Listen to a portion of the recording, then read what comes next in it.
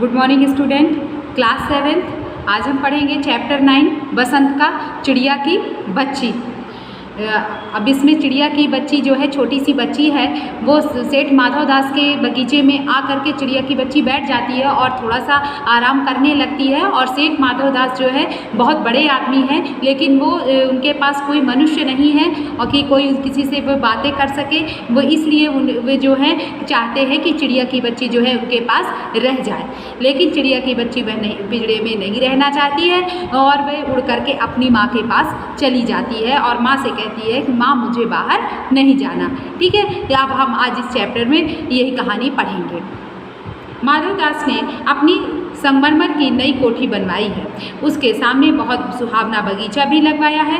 उनको कला से बहुत प्रेम है, धन की कमी नहीं है और कोई व्यसन छू नहीं गया है। सुंदर अभिरुचि के आदमी हैं। फूल पौधे, रकाबियों से हौजों में लगे फव्वारों में उछलता हुआ पानी उन्हें बहुत अच्छा लगता है। समय भी उनके पास काफ़ी है। शाम को जब दिन की गर्मी ढल जाती है और आसमान कई रंग का हो जाता है, तब कोठी के बाहर चबूतरे पर तख्त डलवाकर मसनद के सहारे वह गलीचे पर बैठते हैं और प्रकृति की छटा निहारते हैं, मतलब देखते हैं। उनमें मानो उसके मन को तृप्ति मिलती है, मतलब संतुष्टि मिलती है। मित्र हुए तो उनसे विनोद चर्चा करते हैं, मतलब हंसी मजाक करते हैं, और नहीं तो पास रखे हुए फरसी उके को की सटक को मुंह में दिए ख्याल में संध्या को स्वप्न की भांति गुजार देते हैं। आज कुछ कुछ बादल थे, घटा गहरी नहीं थी, धूप का प्रकाश उनमें से छन छन कर आ रहा था। माधवदास मसनद के सहारे बैठे थे। उन्हें जिंदगी में क्या स्वाद नहीं मिला है, पर जी भरकर भी कुछ खाली सा रहता है।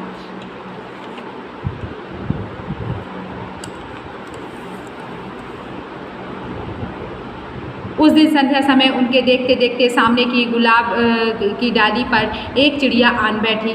चिड़िया बहुत सुंदर थी।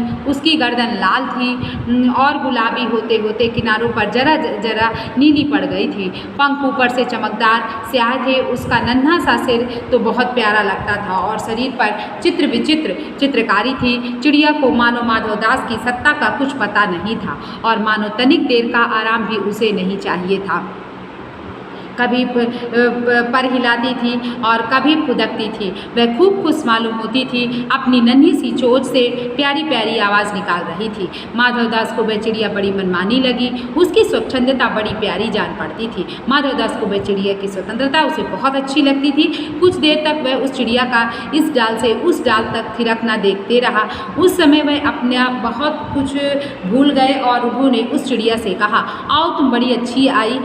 यह बगीचा तुम लोगों के बिना सूना लगता है। सुनो चिड़िया, तुम खुशी से यह समझो कि यह बगीचा मैंने तुम्हारे लिए ही बनवाया है। सेठ माधवदास उसके पास पहुंच गए और उन्होंने कहा कि तुम ये समझो कि ये बगीचा जो है मैंने तुम्हारे लिए बनवाया है। तुम बेखटके यहाँ आया करो, बिना डर के तुम यहाँ आया करो। चिड़िया पहले तो असावधान रही, फिर जानकर कि बात उससे की जा रही है वह एकाएक तो घबराई, फिर संकोच को जीत कर बोली, मुझे मालूम नहीं था कि यह बगीचा आपका है, मैं अभी चली जाती हूँ। चिड़िया की बच्ची कहती, मुझे नहीं मालूम था कि यह बगीचा आपका है, मैं अभी चली जाती हूँ। पल भर सांस लेने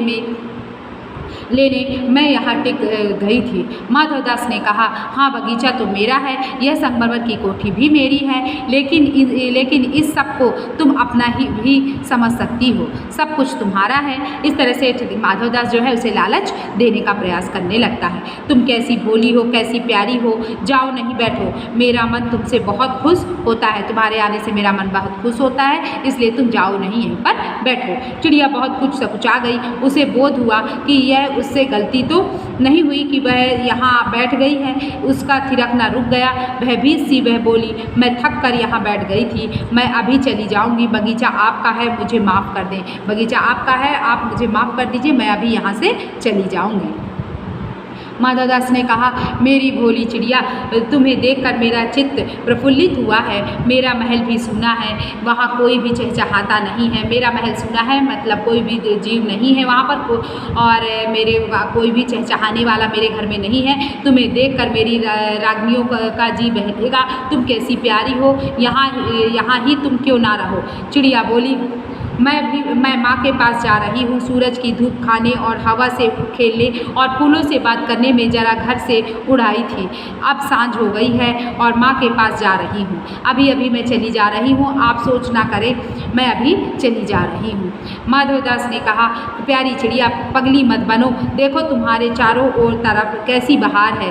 देखो वह पानी खेल रहा है, उधर गुलाब हंस रहा है। भीतर महल में चलो, जाने क्या क्या ना पाओगी। अगर तुम मेरे साथ भीतर चलोगी तो तुम ना जाने क्या क्या पाओगी।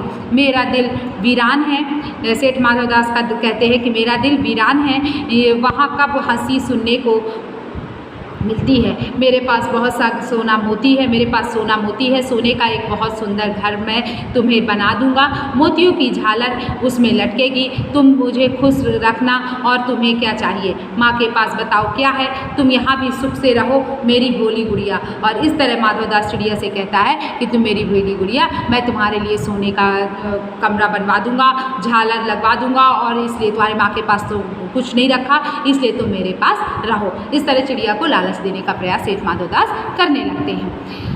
चिड़िया इन बातों से बहुत डर गई। वह बोली, मैं भटक कर तनिक आराम के लिए इस डाली पर रुक गई थी, अब भूल कर भी ऐसी गलती नहीं होगी। मैं अभी यहाँ से उड़ी जा रही हूँ, तुम्हारी बातें मेरी समझ में नहीं आती हैं। मेरी माँ के घोंसले के बाहर बहुतेरी सुनहरी धूप बिखरी रहती है, मुझे और क्या करना है। 2 दाने माँ ला देती है और जब मैं पर खोलने बाहर जाती हूँ तो माँ मेरी बाट देखती है, बाट मतलब राह देखती रहती है। मुझे तुम और कुछ मत समझो, मैं अपनी माँ की हूँ और अपनी माँ के पास ही रहूँगी। इस तरह जो है चिड़िया कहती है।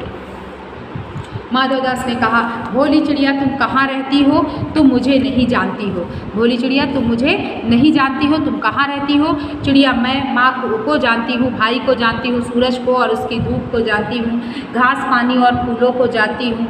महामान्य तुम कौन हो, मैं तुम्हें नहीं जानती। माधवदास, तुम भोली हो चिड़िया, तुमने मुझे नहीं जाना तब तुमने कुछ नहीं जाना, अगर तुमने मुझे नहीं जाना तो तुमने कुछ नहीं जाना। मैं ही तो हूँ सेठ माधवदास, मैं सेठ माधवदास हूँ। मेरे पास क्या नहीं है, जो मांगो मैं वही दे सकता हूँ। मेरे पास सब कुछ है, तुम जो मांगोगी मैं तुम्हें वही दे सकता हूँ। चिड़िया, पर मेरी तो छोटी सी जात है, आपके पास सब कुछ है, तब मुझे जाने दीजिए। आपके पास सब कुछ है तो मुझे जाने दीजिए। माधवदास ने कहा, चिड़िया तू निरी अनजान है। तू कैसी अनजान है, तू बिल्कुल मेरे बारे में नहीं जानती। मुझे खुश करेगी तो तुझे माला माल कर सकता हूँ। चिड़िया से देखो माधवदास लालच देते हुए कहता है, अगर तू मुझे खुश करेगी तो मैं तुझे माला माल कर सकता हूँ। चिड़िया तुम सेठ हो, मैं नहीं जानती सेठ क्या होता है। चिड़िया कहती है, मैं नहीं जानती कि सेठ क्या होता है, पर सेठ कोई बड़ी बात होती होगी। मैं अनसमझ ठहरी, मेरे पे कोई समझ नहीं है।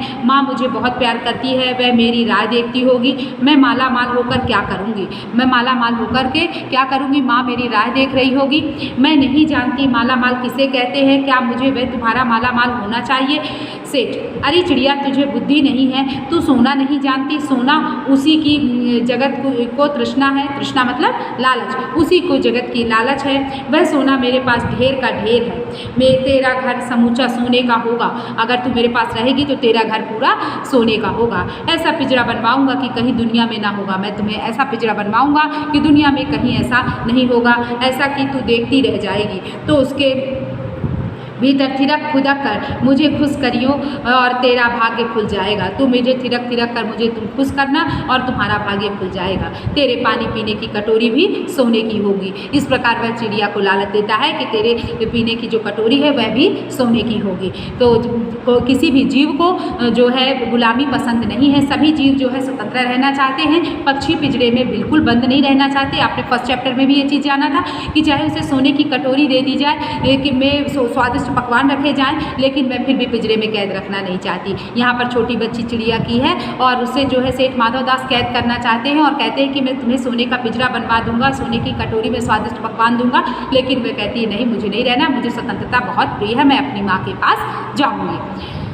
चिड़िया, वह सोना क्या चीज़ होती है सेठ, तू क्या जानेगी। तू चिड़िया जो है सोने का मूल्य सीखने के लिए तुझे बहुत सीखना है। बस यह जान ले कि सेठ माधवदास तुझसे बात कर रहा है, जिससे कि मैं बात कर लेता हूँ उसकी किस्मत खुल जाती है। तू अभी जग का हाल नहीं जानती। मेरी कोठियों पर कोठियाँ हैं, बगीचों पर बगीचे हैं, दास दासियों की संख्या नहीं है, पर मुझसे मेरा चित्त प्रसन्न हुआ, पर तुझसे मेरा चित्त प्रसन्न हुआ है, ऐसा वरदान कब किसी को मिलता है। री चिड़िया, तू इस बात को समझती क्यों नहीं। चिड़िया, सेठ मैं नादान हूँ, मैं कुछ समझती नहीं, पर मुझे देर हो रही है, माँ मेरी बाट देखती होगी। सेठ, ठहर ठहर, इस अपने पास के फूल को तूने देखा, यह एक है, ऐसे अनगिनत गिनती फूल हैं, ऐसे अनगिनत फूल मेरे बगीचे में हैं। अब सेठ माधवदास चिड़िया को फूलों की लालच देने लगे। वे भांति भांति के रंग के हैं, तरह तरह की उनकी खुशबू है। चिड़िया,